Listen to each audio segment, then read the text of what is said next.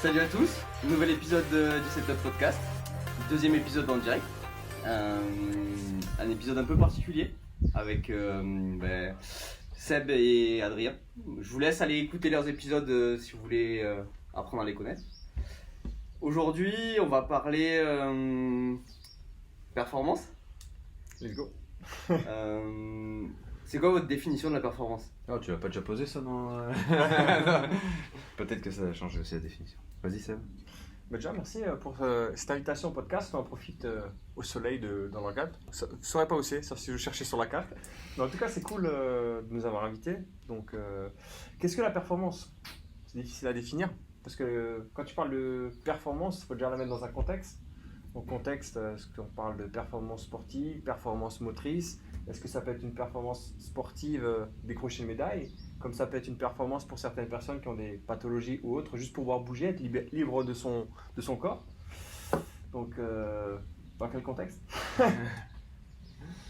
Tout est contextualisable quoi en fait. C'est ça. Moi je pense que ma définition de la performance a beaucoup évolué depuis le dernier podcast. Parce que quand je sais plus quand date le podcast, mais il y a au moins 1 an ou 2. Hein. Ouais, 1 an et demi, bientôt. Ouais. Et à l'époque, tu vois, j'étais encore gendarme dans une unité d'intervention. Et la définition de performance dans ce sens-là était quand même très à la fois physique et mentale. Dans le sens où il fallait réussir à tenir, tu sais, quand tu vas sur des interventions, tenir quand je sais pas, c'est tout bête, mais tu sais, t'as un individu qui est retranché dans sa maison, il faut que tu puisses tenir assez longtemps. Et puis après, tu as aussi des tests physiques qui te demandent d'être au moins à un certain niveau, même si ce n'est pas les tests physiques les plus élaborés, pour certains, tout de même, ça reste une certaine performance parce que les gendarmes ne sont pas tous très affûtés. Et là, actuellement, la performance, moi je dirais que c'est déjà, si on prend un contexte global de nos jours, c'est déjà s'en sortir un petit peu dans ce que nous offre le choix de la vie, parce que les gens ils ont de plus en plus de mal à faire de plus en plus de choses. On retrouve de plus en plus de problématiques émotionnelles, on retrouve de plus en plus de problématiques d'apprentissage chez les enfants, et de plus en plus de problématiques de coordination générale, globale, chez les adultes. Donc en fin de compte, je me demanderais même plutôt à quoi ça sert la performance si on n'a pas acquis toutes ces choses à la base.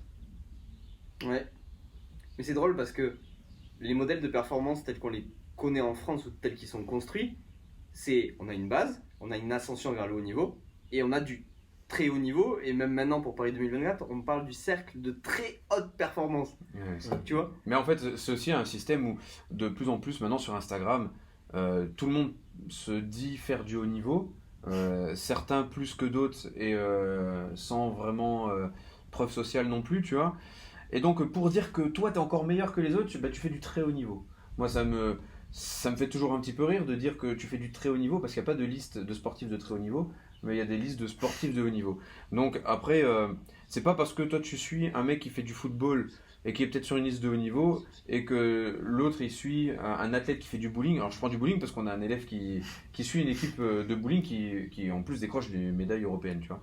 Et en quoi en fait l'athlète de foot serait plus de haut niveau que l'athlète de bowling, parce qu'en fin de compte ils ont chacun une exigence dans leur sport.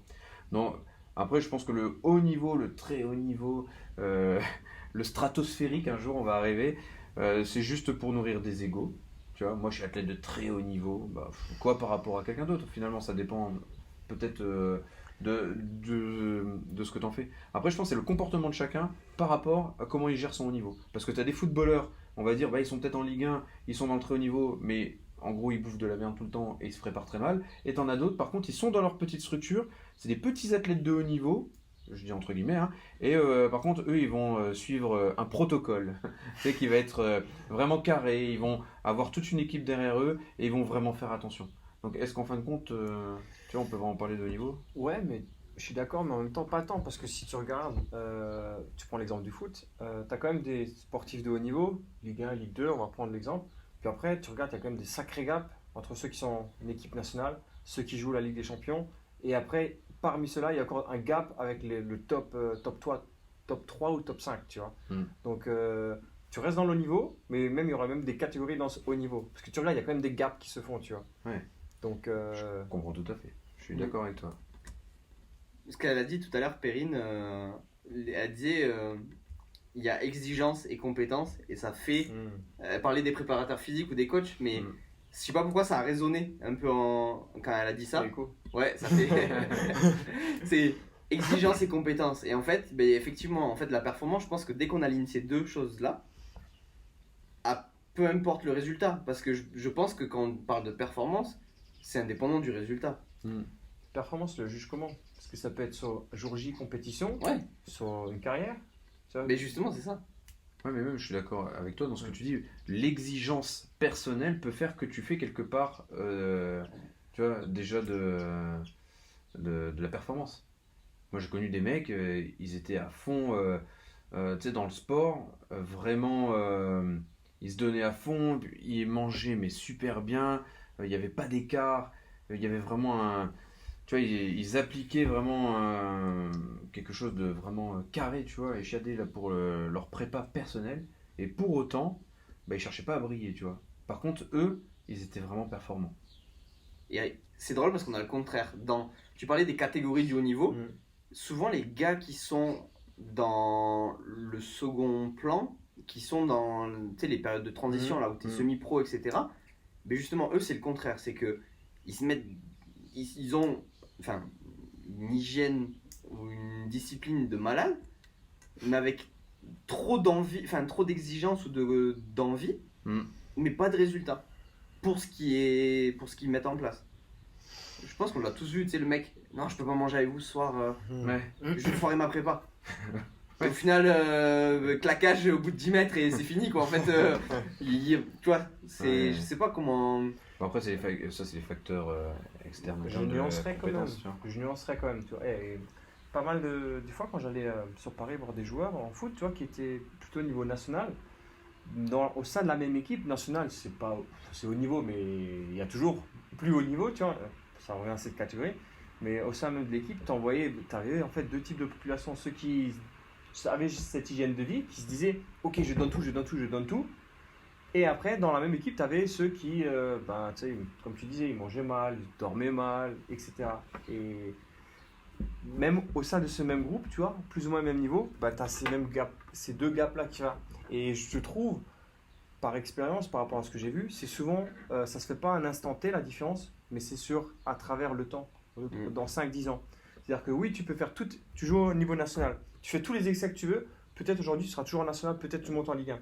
Mais sur 5-10 ans, c'est celui qui a eu la meilleure hygiène et qui a continué dans ce parcours-là qui arrivera à plus performer, tu vois. De la constance et de la constance, régularité. Ouais. c'est ça. C'est-à-dire qu'à un instant T, juger une performance à un instant T, ok, mais c'est facile.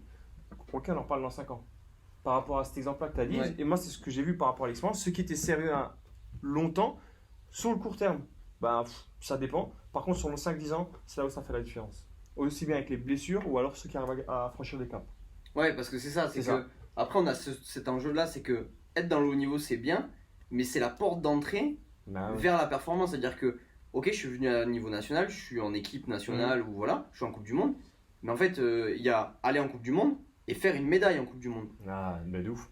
Et en fait, c'est le problème, c'est que si tu mets tous tes sacrifices juste pour atteindre le premier palier, ben en fait, c'est entre un centième mondial et Djoko.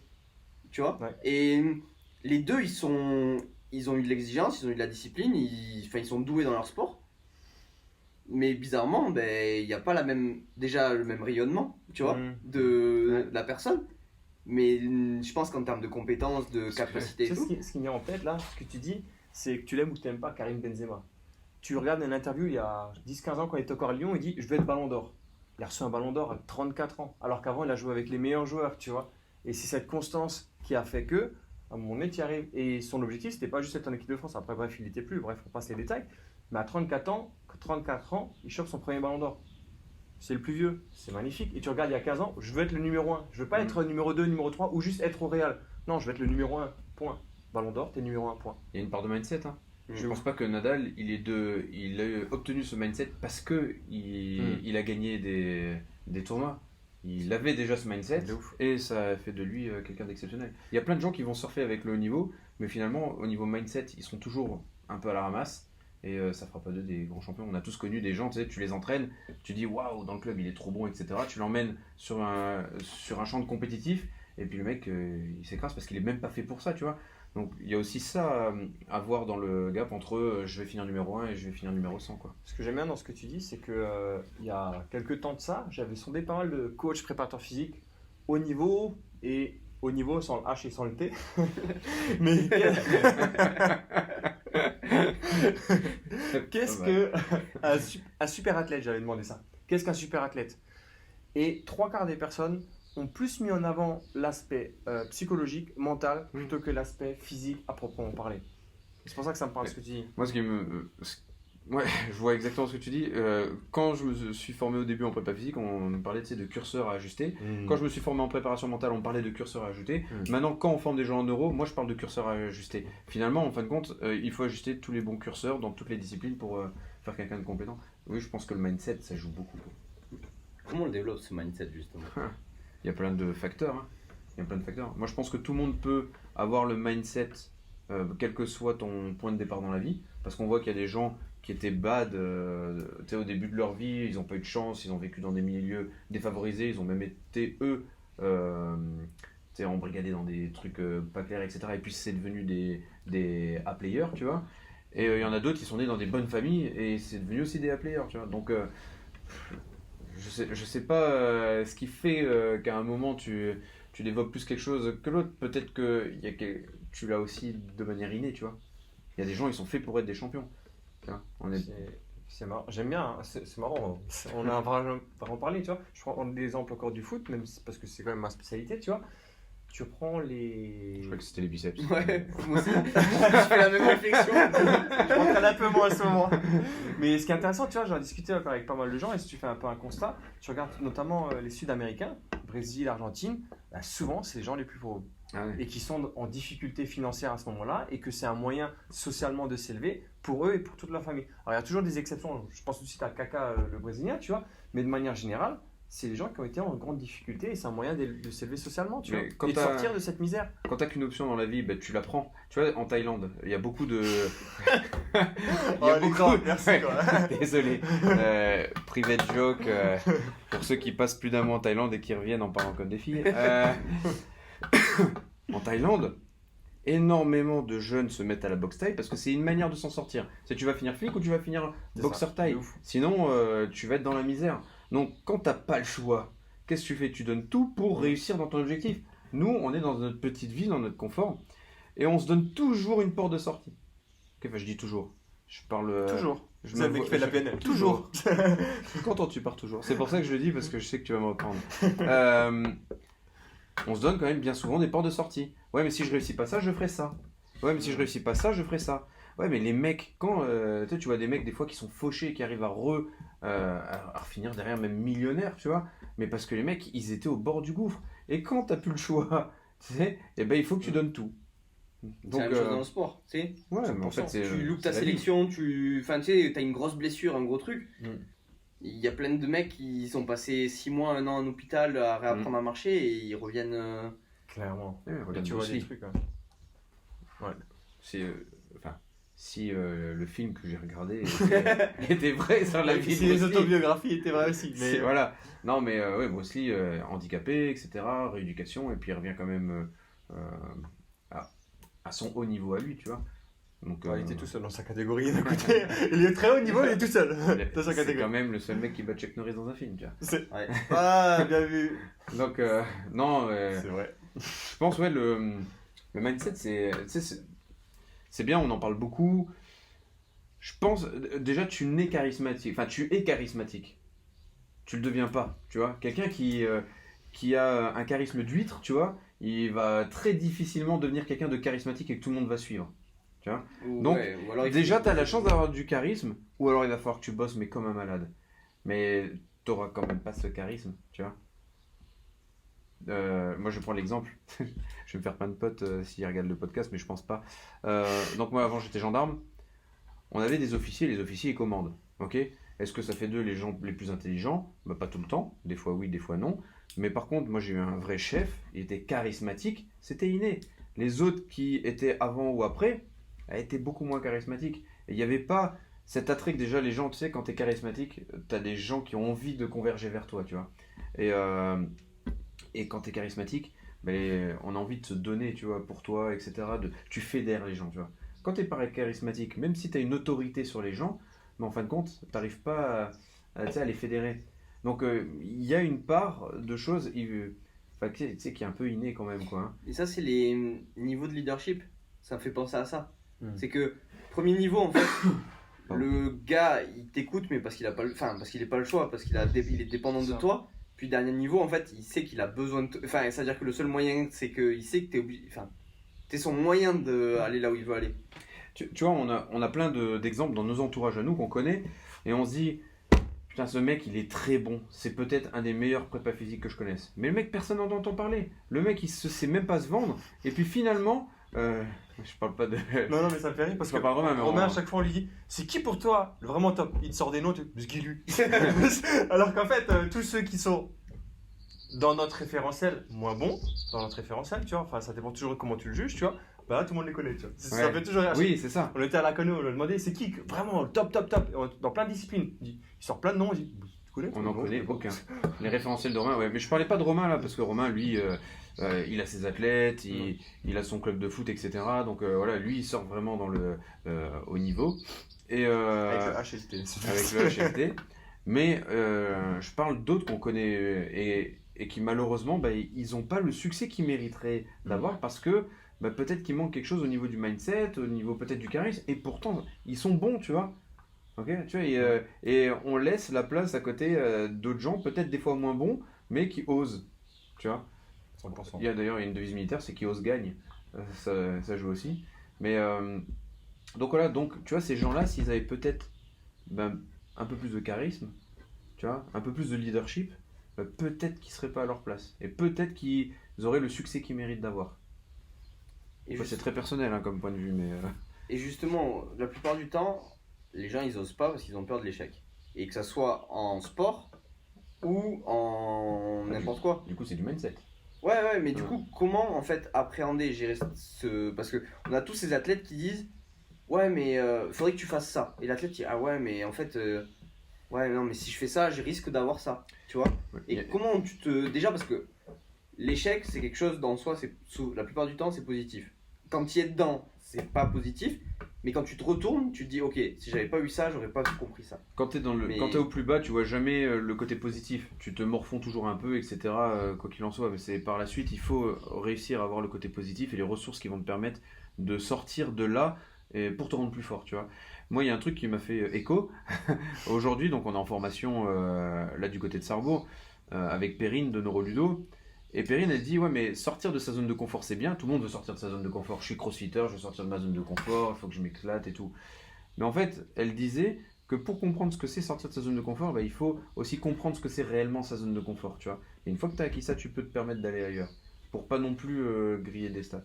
Et je pense que bah, pour acquérir bah, ce qu'on a besoin, ne plus avoir peur, etc., bah, il faut peut-être apprendre à avoir conscience de là où on en est actuellement et mettre des stratégies en place qui vont te permettre de sortir de ta zone de confort.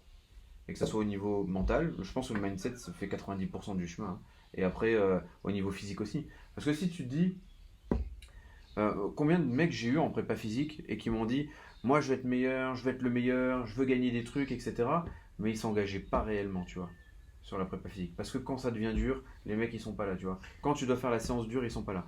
Et, voilà, c'est un engagement sur plein de choses. Non, mais je suis d'accord. Ça, Ouais. ça me parle beaucoup. Après, tu sais, c'est un truc tout bête. Cite-moi un athlète qui aujourd'hui n'a jamais perdu. Ouais. N'importe quel sport. Ils ont tous au moins perdu une fois. Mais, et tu remarques aussi dans la mentalité des gens, enfin, par rapport aux personnes que j'ai eues en suivi ou en consulting, tu remarques la différence entre ceux qui viennent te voir la première fois parce qu'ils sont blessés ou parce qu'il y a un problème versus ceux qui vont bien mais qui veulent encore aller plus. Tu vois la différence de mentalité entre les gens? Ouais. Mais c'est. En fait, on en revient toujours à la même chose, tu sais, ce que tu disais tout à l'heure, quand t'as le choix et quand t'as pas le choix. Parce que ça m'a fait penser à ce que. Je crois que c'est avec Pierre, tu sais, où il nous parlait des. Tu sais, t'as un oignon et t'as des couches, et t'as ce qui est loin de toi et près de toi. Ouais. Et t'as des échecs que t'es capable de tolérer à un moment donné, et des échecs que t'es pas capable de tolérer. Et tu sais, quand tu disais la zone de confort, tu définis ton espace. Et une fois que tu as ça, ben, tu dis ok, je sors à telle distance. Et du coup, tu as un peu de dire ok, ça je sais que je vais le tolérer, je sais que je vais aller. On parlait burn the question de ta séance là, de Ouais. dire ok, ben là j'étais pieds nus, mais parce que t'avais décidé d'être Ouf, ouais. d'être Ouais. pieds nus et parce que ok, je sais que ça va être dur, mais du coup il y a cette partie là, je choisis, et puis bam, ça te tombe dessus et c'est peut-être trop, mais t'as pas le choix. Mais quand tu choisis de sortir de ta zone de confort, c'est aussi où est-ce que tu t'arrêtes quand tu es dans ta sortie de zone de confort. On parle de burn the question, pour moi ça me parle énormément, tu vois, pour en avoir fait pendant très longtemps. Et, Trop longtemps. et exprimer ça avec plein de gens, parce que j'ai fait passer plein de monde sur des burn the question. C'est ok, tiens, c'est cool, je vais sortir de ma zone de confort, je vais venir faire un burn the question. Donc burn the question, c'est un mélange d'exercices issu de la méthode Strong Fit, un mélange d'exercices avec des sleds, des poids lourds, enfin bref, t'es là pour en chier, clairement. Et t'as les gens qu'on va revoir freeze, flight, fight, tu sais. Le mec qui va se dire, ok, moi je vais la faire cette one more rep et je m'arrêterai que quand j'aurai fini mon travail. Et t'as ceux qui vont lâcher avant. Donc sortir de sa zone de confort, c'est une chose. Pouvoir avoir accès à plus que la zone de confort, au dépassement, à créer des nouvelles adaptations pour le cerveau, tu vois. Là, je pense que ça fait aussi une sacrée différence. Et les gens qui sont capables de le faire, très facilement, ils peuvent le rebasculer sur le point de vue mental. Tu sais, je faisais du karaté Kyokushinkai. Alors pour ceux qui ne connaissent pas, le karaté Kyokushinkai, c'est un karaté, il n'y a pas de gants, il n'y a pas de protège, tu te tapes, et voilà. Mais c'est un karaté très bien. C'est samedi soir, de temps en temps dans la rue. Non, mais c'est un karaté qui est très inspirant, il y a un vrai code, etc. Mais qui est très dur. Et tu sais, quand tu faisais des fois, tu pouvais passer 3 minutes à t'envoyer que des low kicks avec ton partenaire. Mais des fois, tu tombes. Tu vois, tu tombes. Tu t'envoies que des low kicks sur la même jambe pendant 3 minutes. Tu tombes. Tu vois, surtout quand tu as 1h30 d'entraînement. Mais t'as pas le droit de rester par terre. Tu dois te relever et continuer. Tu vois. Et en fin de compte, j'aime bien parce que c'est ce qu'on devrait appliquer dans la vie. Mais à partir du moment où tu as appliqué ça dans ton entraînement, où tu es tombé 20 000 fois, que tu t'es fait mal, qu'après tu as fait ils appelaient ça du Kyokushin foot, tu prenais une balle américaine et puis il fallait faire un touchdown, tu vois, de l'autre côté du tatami. Le problème, c'est qu'il y avait plein de gens qui voulaient te taper au milieu. Et ça faisait mal. Sport, quand même, hein. Ouais, c'était sympa. Et ça faisait mal, etc. Mais moi, quand je refaisais après de la boxe avec des potes, tu sais, ou que j'avais des situations dures, je me disais, mais ça sera jamais plus dur que ce que je fais le dimanche matin, quand j'allais faire mon Kyokushin, tu vois. Ça crée de l'adaptation. À partir du moment où tu es confronté à des situations difficiles, on va dire que ton difficile d'après il est un peu plus haut, un peu plus haut, un peu plus haut. Et dès que tu revois ce niveau de base de début, en fait, ça devient facile. C'est ça qui est cool, en fait, et c'est ce qu'on recherche. Tu sais, je rejoins Paul Gagné qui disait toujours dans un podcast, c'est aller le but de la préparation physique, c'est aller au-delà des exigences de la compétition. C'est-à-dire que quand tu as tapé tellement fort dans la semaine, la compète, entre guillemets, c'est facile. Ce que je veux dire par là, c'est que quand tu es habitué à quelque chose de très haut, dès que ça redescend un petit peu, c'est facile. C'est comme avec les trucs des bains froids. C'est pas la première fois où tu vas aller quand il fait moins 10 degrés. Commence déjà avec 10 degrés, ensuite tu descends, et une fois que tu seras adapté, après tu seras, entre guillemets, plus fort, et tu seras adapté par rapport à ça, tu vois.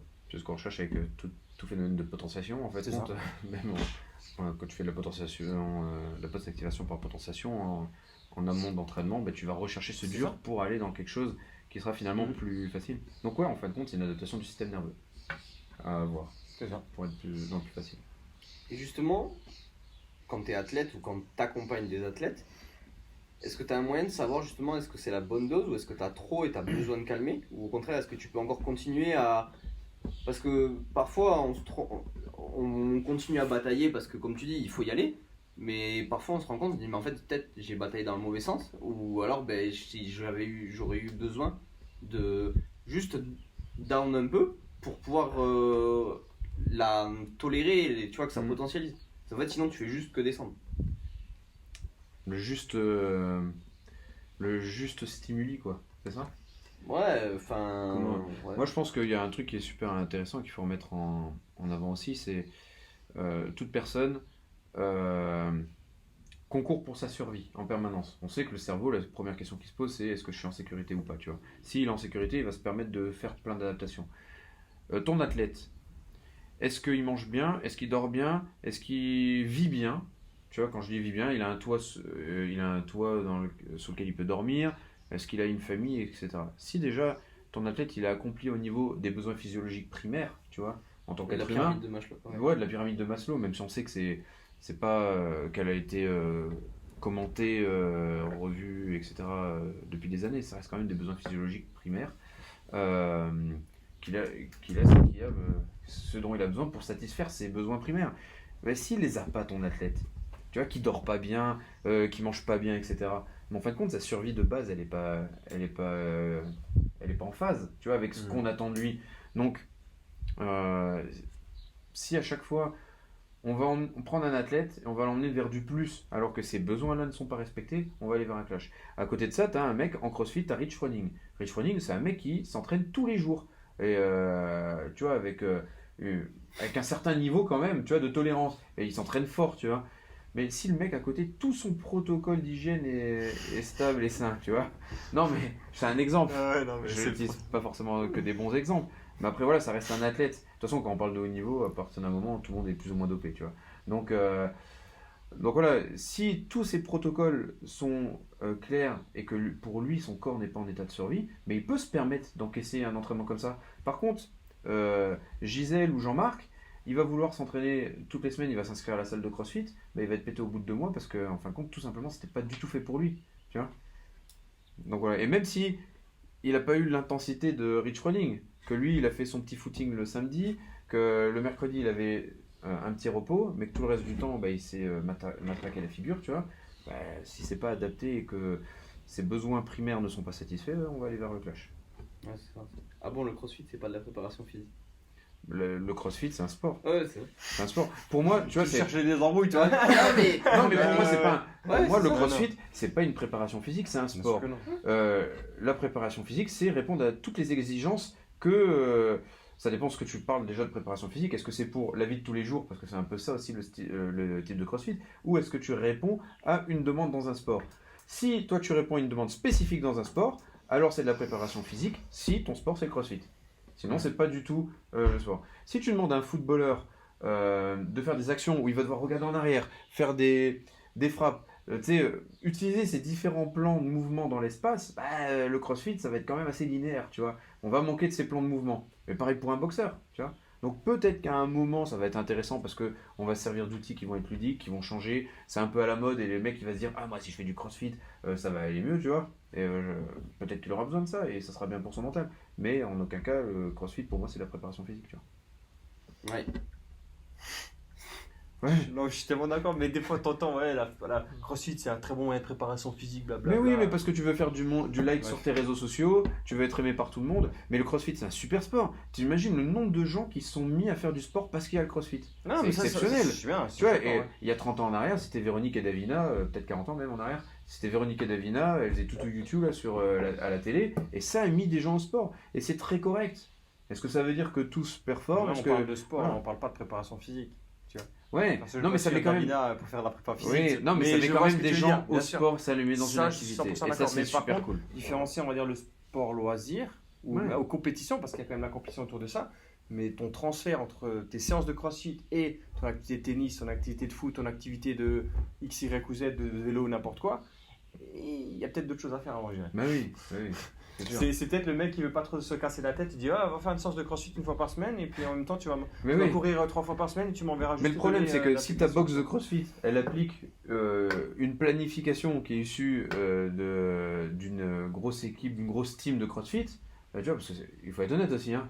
Combien font? Encore ce week-end on nous a dit c'est quoi qu'est-ce que tu suis comme planif en CrossFit? Dans ma box on suit la planif de l'équipe justement de Rich Froning, tu vois. Ok. Et tout le monde se pète. Et ça inquiète personne. Ça veut pas dire qu'elle est pas bonne, mais c'est juste qu'elle est pas adaptée. Elle est pas adaptée aux gens. Voilà, c'est ça. Donc tu vois, c'est même pas de la prépa. T'as juste très bien résumé. Ouais. Donc voilà, c'est adapté aux athlètes. Je pense. Oui, pardon, vas-y. Pour poursuivre sur ça, c'est simple. Il faut comprendre que toi, t'es pas moi je suis pas Adrien.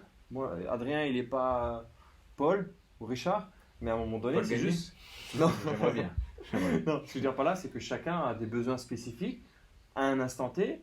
Et donc des besoins qui doivent être comblés pour pouvoir progresser. C'est que oui, on peut donner la même progrès à tous les trois. Peut-être toi tu vas te péter, peut-être toi tu vas progresser, mais peut-être moi je vais même progresser plus. Et peut-être Paul il va diminuer. En fait ça dépend, c'est juste les bases de l'individualisation propre à la personne. ça fait du sens. Ouais. Et du coup, ça veut dire que ça demande une individualisation par rapport à la discipline et une individualisation par rapport à la personne. Parce que tout le monde va réagir de manière différente. Individualisation is the key. Protocole. Le protocole. Mais ça comment ça s'appelle? Ce que tu disais, c'est le principe que tu le fasses en compétition ou pas, là, c'est ça qui, j'ai l'impression, qui change la performance. C'est-à-dire? Ben, tu prends un mec qui fait de la muscu dans sa salle, il deadlift à 300. Ok, tu vois, tu vas dans des salles aux États-Unis, au Canada, en Australie, et t'as des grands-mères qui font du 150 au deadlift. Et c'est en mode, c'est normal. Ils sont meilleurs que moi. Mais ouais.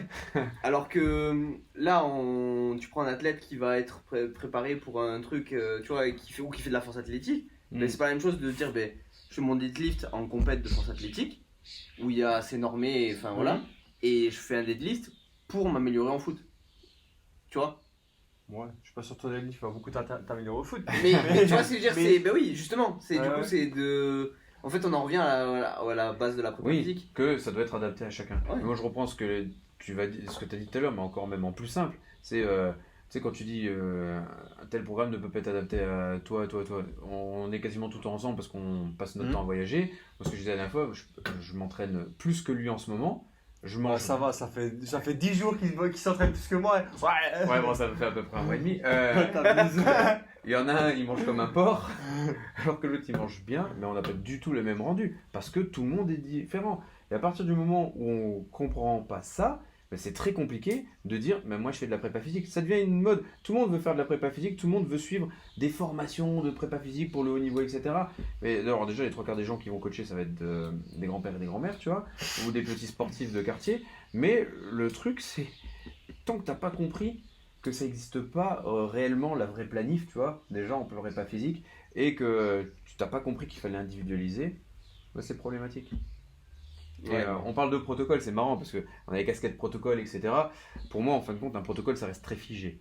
Tu vois, dans le sens où il faut appliquer ce protocole pour avoir tel résultat. En fin de compte, le vrai protocole, c'est l'individualisation à 100%. Donc, c'est ce qu'on essaie de vendre au maximum dans la RNP, à savoir, on en a un stade, tu vois, comme là ce week-end avec le séminaire, où les élèves créent eux-mêmes leurs propres recettes, tu vois, pour pouvoir même se dire, ok, bon là j'ai appris des bases avec la formation, mais qu'est-ce qui va se passer si en consultation ou sur mon terrain de sport, je vais voir quelqu'un qui va réagir complètement différemment avec des trucs que je n'ai pas étudiés. Parce que c'est ça la vraie vie, tu vois. Tu étudies plein de façons de faire, même en réflexe archaïque. On te dit il faut faire les réflexes comme ça, comme ça, comme ça. La vérité, c'est va faire des réflexes archaïques avec un enfant, avec un papy ou une mamie, tu vas voir que tu ne pourras pas appliquer les 3 quarts de ce que tu as vu, tu vois. Donc il va falloir que tu individualises. Dans le sport, n'importe quel sport, c'est que tu as un bruit dans le système. C'est qu'il va falloir s'adapter par rapport à ça. Dans la préparation physique, au sens très large, ou n'importe quoi, c'est qu'à un moment donné, tu auras du bruit dans le système. C'est-à-dire que, à un moment donné, tu peux pas dire, ouais, mon protocole me dit ça, ma séance d'entraînement me dit ça, sauf qu'après, il va se passer, le mec, il aura pas assez dormi. Tu fais quoi? Ah, ma séance m'a dit de faire du 5x8. Ouais, mais il n'a pas dormi. M'en fous, le programme, il dit 5x8. Tu fais quoi? Tu t'adaptes. Et c'est ça finalement, tu vois, c'est que tu auras toujours du bruit pour la performance et du coup il faut que tu sois capable de t'adapter par rapport à ce bruit-là dans ton programme et dans ton approche de la préparation physique en fait, tu vois. Ouais, mais tu disais la plupart des gens avec qui on travaille c'est des sportifs amateurs et déjà pour eux il faudrait individualiser et souvent d'habitude l'individualisation on la réserve pour le haut niveau. Et en fait, quand on regarde les choses, on se rend compte qu'en fait, c'est le contraire. C'est qu'il faudra appliquer en fait. Ouais, c'est que même parfois, le haut niveau, ils individualisent rien du tout. Ou alors, quand on regarde leurs principes et leurs marqueurs de gestion, tu te dis, mais pourquoi vous faites ça? Enfin, tu vois, ça n'a pas forcément de sens. Et déjà, pour le grand public, c'est pas du tout individualisé alors que ça serait relativement facile. On a des outils pour le faire. Si tu devais. Qu'est-ce que tu regarderais en premier pour individualiser en dehors des besoins primaires? Juste pour revenir sur ce que tu viens de dire, après je te laisserai. Vas-y. C'est par rapport à ce que tu disais. Alors je suis beaucoup dans les sports coach. J'ai peu de sportifs de sport individuel, essentiellement sport co. Malheureusement, il y a quand même des limites au niveau du staff, parce que l'argent des clubs, il est souvent mis dans les joueurs et après le reste. Et du coup, ils n'ont pas forcément un staff qui est élargi, et ça reste quand même difficile quand tu es un préparateur physique. Un préparateur physique et adjoint ou éventuellement 2 pour gérer un groupe de 25 joueurs, ça reste quand même très compliqué. Alors en fonction d'eux, tu peux, au niveau des gestions de charges par rapport à le GPS aujourd'hui, ça reste courant, ok, mais après pour tous les autres trucs, ça reste quand même très difficile.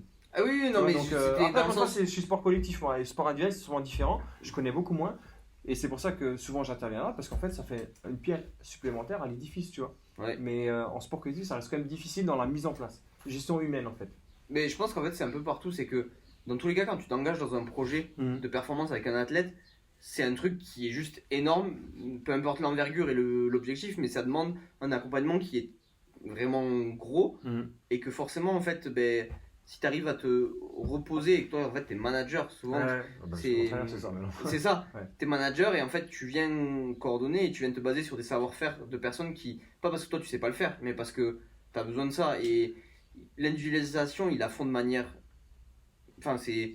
Protocole, c'est. Ok, t'es ça ou t'es ça. En sport co, souvent, c'est ça. Tu mets dans le cadre. Et en sport individuel, ben, en fait, des fois, ils vont chercher des trucs hyper compliqués pour pas grand chose. Mais parce que après, c'est la data, tu vois. Ce que j'ai bien aimé, l'image que tu as dit par rapport à l'entraîneur, c'est lui qui est en chef et après il délègue par rapport au spécialiste. Il y avait une fois, j'avais lu un bouquin par rapport à Henry Ford, justement, Harrison. Henry Ford, et il disait tu fais tu me dis n'importe quelle question. Donc lui, Henry Ford, c'est par rapport à la voiture, tu vois, mais tu peux me poser n'importe quelle question, j'aurai pas la réponse. Par contre, je connais la personne qui a la réponse dans son entreprise, tu vois. Et pourtant, c'était lui le mec de la société, tu vois. Et aujourd'hui, Ford, c'est Ford, tu vois. Par contre, il connaissait tout, mais il était spécialiste de rien. Ouais. Mais un entraîneur, il doit être. Tu as vu comme c'est dur d'être manager. Imagine avec. Moi, je prends l'exemple du foot parce que je suis beaucoup avec le foot. Tu imagines manager de footballeur. Ah, mais c'est l'enfer. Franchement, déjà manager, c'est hyper chaud. Mais alors en plus, il y en a, ils ont des melons comme as. Ouais, Franchement, enfin, puis t'as plein de personnes qui sont extra sportives. de ouf. T'as les agents, les sponsors, Ouais, les com, les si. En fait, ton athlète, il. La pression qu'ils ont, mais tu t'imagines même pas. On a quoi, un dixième, un centième de ce qu'ils vivent. C'est hyper difficile. Alors c'est sûr que la personne qui connaît rien au foot dit ah, mais il paye 10 millions pour taper dans un ballon, c'est facile. Ouais, on change, on en reparle après. Enfin bref, on divague, mais. Vague. Tu peux répondre à sa question du coup maintenant. Sur l'individualisation, bah, je crois en ce qu'on fait. Donc je vais dire que déjà pour individualiser quelqu'un, il faut peut-être reprendre la base de la personne et de voir son potentiel à l'heure actuelle, tu vois. Ça passe par, nous on fait les tests neuro, on peut avoir 30 personnes dans une classe, tu vois, en neuro, et potentiellement sur le même test, sur le même exercice, on va avoir 30 résultats différents. Donc c'est individualiser, c'est pouvoir tester les gens et pouvoir vraiment savoir ce qui est applicable, qu'est-ce qui va être performant pour eux. Là, nous, on fait souvent quand même des webinaires où on fait des présentations, on a beaucoup de monde sur les webinaires, et quand on leur dit, dites-nous, on leur demande de faire un ou deux tests d'output, tests de mobilité quelconque, etc. Dites-nous qu'il y a eu des changements après le premier exercice, après le deuxième exercice. Personne n'a les mêmes résultats au bout de 5-6 exercices. Il y en a, ils sont améliorés sur l'exercice 1, d'autres sur l'exercice 3, d'autres c'était quasiment stable sur tous les exercices, et c'est l'exercice 6 qui a été game changer pour eux. Au final, il y a tellement de changements sur l'amélioration de leur motricité à l'instant T, qu'en fin de compte, il faudrait déjà commencer par individualiser ça, tu vois. Alors c'est bien après, on veut aller faire de la prépa physique, on veut s'améliorer dans le sport, etc., etc. Si on parle vraiment d'individualisation, il faut revenir aux bases, tu vois. Ouais, et pour moi, là, je parle vraiment au sens large, dans tout, que ce soit en nutrition, en neuro, en entraînement, ou n'importe quoi. Si tu donnes le même programme à tout le monde, c'est soit que tu es un menteur envers toi, envers les autres, ou alors tu te contentes du minimum. C'est tout, point. Il n'y a pas 15 000 solutions. Je peux te dire un mot, tu vas le prendre d'une certaine manière, tu vas le prendre d'une autre manière. C'est que tout ce qu'on fait va être individualisé par rapport à la personne. Et encore une fois, pour moi, celui qui donne à tout le monde la même chose, c'est soit un gros menteur envers lui, envers les autres, ou alors il se contente du minimum, et c'est quand même du mensonge. Et ça me dérange, tu vois. Et là, on en revient à la définition de qu'est-ce que la performance. Et je pense que c'est déjà des gens qui se contentent pas du minimum. Ah bah ouais, de ouf. Tu peux pas performer si tu te contentes du minimum. C'est juste aux antipodes, enfin à mon sens. Ouais, mais bon, ça du veut coup, dire que tu ne places pas d'objectif. Moi, je me retrouve souvent là-dedans, où j'ai eu notamment 2 phases que je me rappelle dans ma vie, tu vois, dont une il y a peu de temps, où je me fixais pas d'objectif vraiment physique, tu vois. Et ben quand j'avais pas d'objectif. Tu voulais pas de cheveux? J'aimerais bien des cheveux. Physique. Ouais, physique, conditionnement physique. Et ben c'est les 2 moments où je pense que j'étais le plus mauvais, où j'ai le plus régressé, tu vois, dans ma vie. tu es déjà obligé d'avoir des objectifs. Si tu as des objectifs, tu peux pas te contenter d'un minimum, tu vois. Parce que l'objectif, si tu sais bien le définir, tu vois, qui est spécifique, mesurable, atteignable, réaliste, temporel, etc., et ben, ton objectif, il est censé t'emmener vers quelque chose de meilleur, tu vois. Euh, Peut-être commencer par se poser des objectifs Ouais. si la personne, elle veut faire de la performance. T'as pas d'objectif, t'as pas de mise en action. Ouais. C'est par exemple, je vais m'entraîner. Pourquoi? Oh, comme ça. Mm. Je dis, ben ouais, va t'entraîner comme ça. Tu dois faire 6 reps, j'ai une bêtise, hein, 6 reps. La cinquième, ça devient difficile. T'as pas d'objectif derrière. Oh, bah je la pose, c'est bon, je donne mon truc. Ouais, mais Ah, bah puis, va transcender un petit peu, tu vois. il y a même plus loin, c'est pourquoi tu fais 5 reps? Pourquoi tu fais 6 reps? Genre, dans le week-end, là, je reçois un SMS d'un athlète que j'entraîne pas, mais que j'ai autour de moi. Il me demande une question. Ouais, Gaël, est-ce que je change ça sur mon vélo? Je dis pourquoi? Ouais, mais parce que je mouline. Enfin, les dents, en fait, c'est parce que je suis trop en force. Je lui dis, tout le monde te dit que t'es en force. Moi, je t'ai vu faire du vélo, t'es pas en force. Ouais, mais pourquoi t'as besoin d'être en force? Pourquoi t'as besoin de changer un truc dans ton. Et du coup, je lui demande, je lui dis, qu'est-ce que tu fais dans ton entraînement? Enfin, il me dit non, mais finalement, je le change pas. Mais je lui dis, mais qu'est-ce que tu fais dans ton entraînement pour corriger ton défaut qui est ça? Il me dit, je sais pas. Pose-toi. Enfin, ton entraîneur, t'en as discuté avec lui? Tu vois? Et du coup, il me dit, je fais de la PMA. Je dis, ouais, mais est-ce que la PMA, ça va t'aider à faire ça? Je sais pas. Je dis, est-ce que là, t'es à mi-saison? Est-ce que les 10 courses que t'as fait sur cette saison, enfin, est-ce que chaque course t'as progressé? Il dit, non, je stagne. Mais du coup, est-ce que ça vaut le coup de continuer à faire de la PMA? Je dis pas que c'est bon, je dis pas que c'est mauvais. Pourquoi? Mais pourquoi, tu vois? Et c'est pas du très haut niveau international, mais c'est un athlète qui a des qualités, qui peut en fait performer, mais qui derrière en fait il stagne. Et du coup, c'est moi ce que je trouvais. Quand je lui demandais, je lui questionnais, tu vois. Je sais pas si je l'ai. Enfin, j'espère qu'il a pas mal pris que je lui réponde pas, mais plutôt que je lui réponde par des questions, tu vois. Et il faisait de la PMA pourquoi? Parce que c'est l'époque dans la saison de faire de la PMA ou c'est parce qu'il en a réellement besoin? Mais en fait, c'est exactement ça, tu vois. Ça revient au même que voir tous les clubs de foot faire de la VMA en début de saison, mais à aucun moment dans la saison, quelqu'un va leur dire il faut que tu cours à temps ou à temps ou à temps. Tu vois, aucun intérêt quoi. À mon sens, ce qui est super intéressant quand tu t'intéresses à la performance, tu vois, c'est que tu es quand même limité en termes de temps. C'est-à-dire que tu peux pas t'entraîner 10 heures par jour. Mais en fait, c'est la seule contrainte du haut niveau. Enfin, tu vois. Ouais, mais ça veut dire qu'il faut que tu aies un bon ratio entre ce que tu fais en entraînement et la récupération que tu as. Parce que ça veut dire que si tu arrives à avoir un meilleur résultat avec peut-être, je dis une bêtise, hein, 1 heure d'entraînement et qu'à côté de ça, tu optimises ta récupération versus tu vas faire 3 heures pour le même résultat et que du coup, tu as moins de récupération, je préfère te faire 1 heure quali avec une bonne récupération s'il y a le même résultat. Et ça veut dire que ce que je veux dire par là, c'est que tout ce que tu fais, il doit y avoir un pourquoi tu le fais à ce moment-là, à quel intérêt et qu'est-ce que tu vas en tirer. Faire un truc juste pour le faire, c'est inutile en fait. Mais Tu perds du temps en fait, tu vois. Mais c'est le concept de dose minimale effective. C'est ça. En fait, on en parlait avec l'iso inertiel, mais tu fais des curls à l'iso inertiel, tu fais des curls à la barre ou au kettlebell ou ce que tu as envie. En fait, tu travailles la même chose avec moins de. Enfin, en fait, tu as le même résultat avec moins de travail sur l'iso inertiel. Je dis pas que l'un est mieux que l'autre, mais dans ton cas, à ce moment-là, va vers ce qui est plus efficace, tu vois. Et va voir tes amis, va faire tes devoirs, va te reposer, enfin, va faire autre chose, mais ça te servira à être équilibré dans ton quotidien. 100%. Ça me parle. Et L'équilibre. optimiser le tout, le plus c'est souvent l'ennemi du mieux.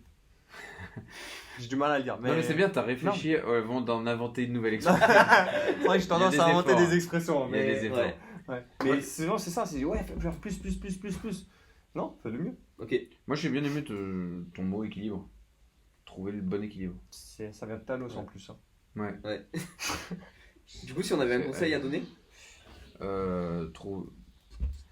Trouve ton équilibre. on parle pas du vestibulaire. Ah, bien joué. Ah, ok. Ouais. Ouais, en fait, c'est. Qu'est-ce que je fais, qu'est-ce que je récolte? Et c'est pas parce que je fais ça que je vais récolter ça. Et parfois, ça a rien à voir, mais du coup, c'est juste de prendre le recul et. Ouais. Ok. Bon, j'aime bien. C'était intéressant. Je rajouterais juste quand même, pose-toi la question de pourquoi tu fais ça. Ouais. Dans chaque séance d'entraînement, pourquoi ça? Pourquoi, par exemple, je dis une bêtise, hein, pourquoi ici tu as développé couché? Pourquoi tu fais du 4x6? Pourquoi tu fais ce mouvement-là? Tu vois, juste questionne ce que tu fais, est-ce que c'est vraiment utile à un instant T? Et qu'est-ce que tu vas en tirer derrière? Et pas le faire parce que c'est à la mode, parce que tu l'as vu sur Instagram, parce que. Pose-toi la question juste pourquoi, est-ce que c'est vraiment utile? Et est-ce que tu peux pas faire mieux? Ouais.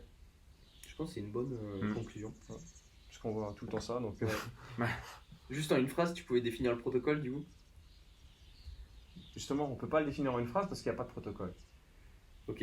Non mais c'est ça. C'est... Ok. Le vrai protocole, c'est Marcel, casquette à l'envers. Et avec la casquette protocole. C'est ça le vrai protocole. Bah, écoutez, merci beaucoup pour l'échange.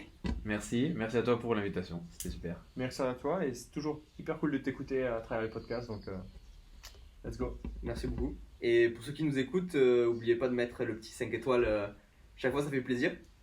Et en tout cas, si vous avez des questions, on peut les poser sur la page Labo. Très bien, on y répondra avec plaisir.